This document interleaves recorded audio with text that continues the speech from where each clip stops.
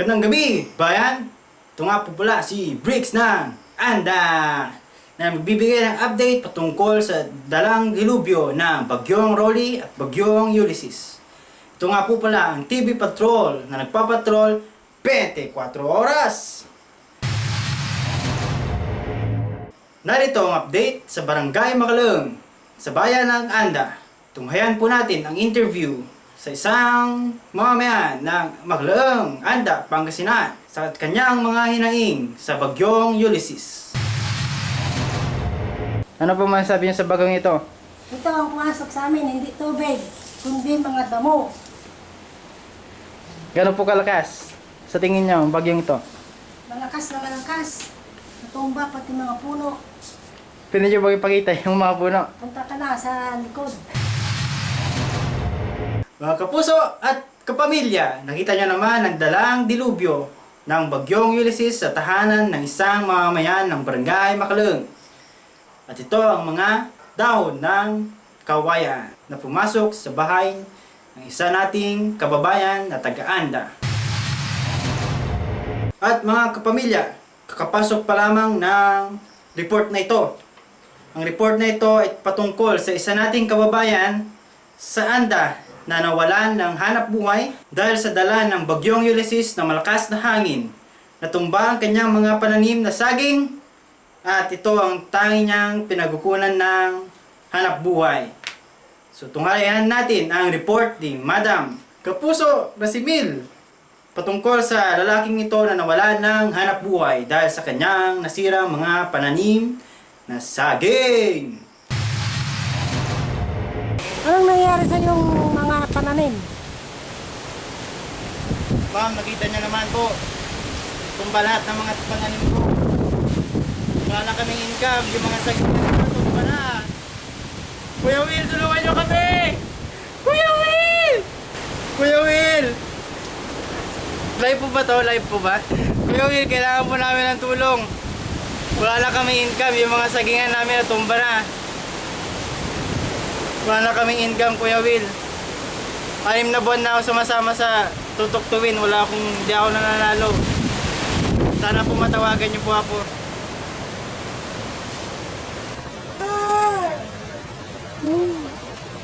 Saging! Saging!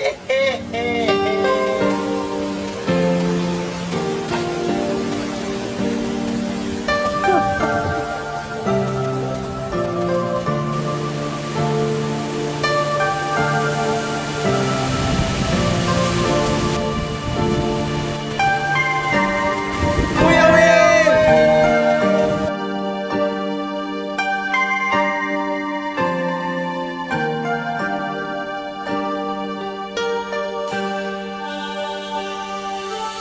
Kuya Will!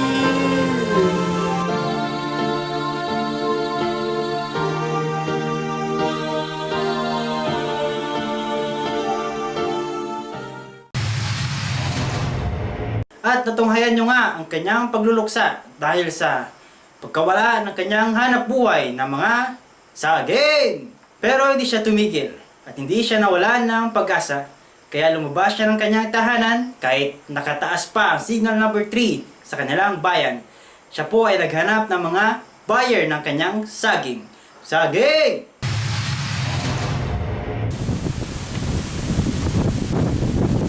Saging! Puso! Puso na may saging!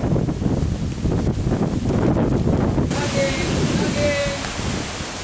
Puso na may saging! Ma'am, bilhin nyo na po yung saging ko, may puso na to.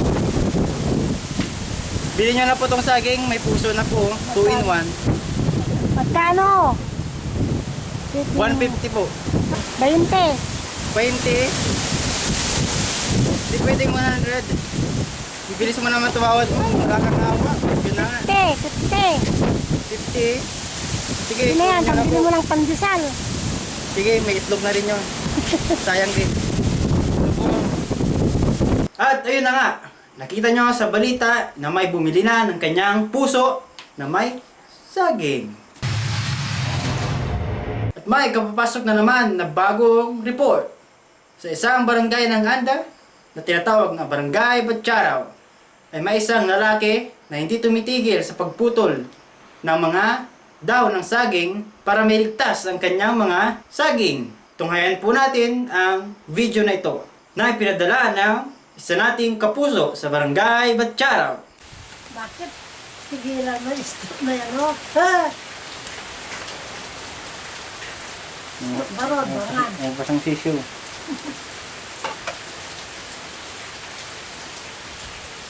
Hindi matigas ang ulo. Oo, sa kanyang mga saging. At dyan po nagtatapos ang report na ito. Nakataas pa rin ang signal number 51 sa ating bayan. Kaya manatili po tayo sa ating mga tahanan para makaiwas tayo sa bagyo at ganoon na din sa pandemic na dala ng COVID-19.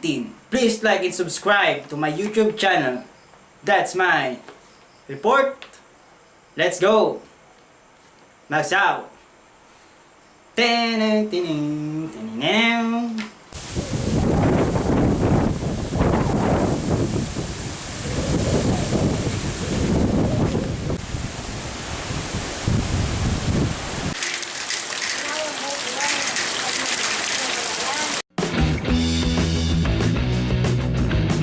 Magsaw!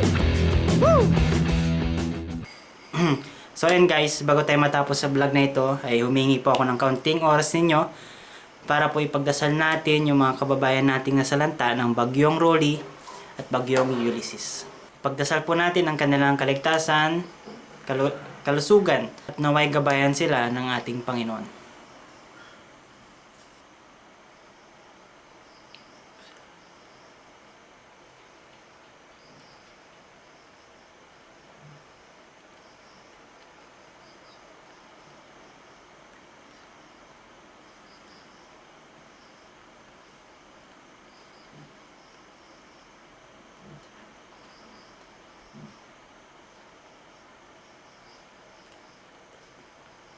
So ayan guys, maraming salamat sa mga nilaan ninyong oras para ipagdasal natin yung mga kababayan natin na nasalanta na mga bagyong nagdaan. Syempre guys, hindi pwedeng puro na lang tayo tawa ng tawa sa mga panahon ngayon. Habang yung mga kababayan natin walang matirhan, walang makain, at yung iba ay nagluluksa kasi may mga mahal sila sa buhay na inagawan ng buhay. So, pagdasal natin sila. Kaya sana pagpatuloy natin yung pagdadasal para sa mabilis na kanilang pagbangon, ligtas mula sa mga sakit dahil may pandemic pa. Sana bawat Pilipino ay maramdaman pa rin na habang may buhay ay may pag-asa. Dahil nandyan yung tunay na maksaw! Yung tunay na maksaw guys ay ating Diyos na patuloy at patuloy tayong gagabayan at mamahalin. So guys, stay safe. God bless. Thank you.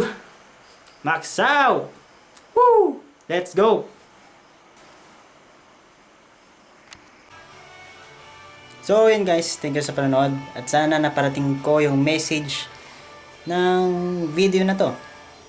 Sana din nyo na misinterpret kasi ang video na to hindi para sa pagtawanan yung mga nasalanta ng bagyo, kundi para ipag-pray yung mga nasalanta ng bagyo. So yun guys, so shoutout kay J Frost ng Baguio, tsaka kay J Luis ng Santa Barbara. Thank you. Max out. Stay safe guys.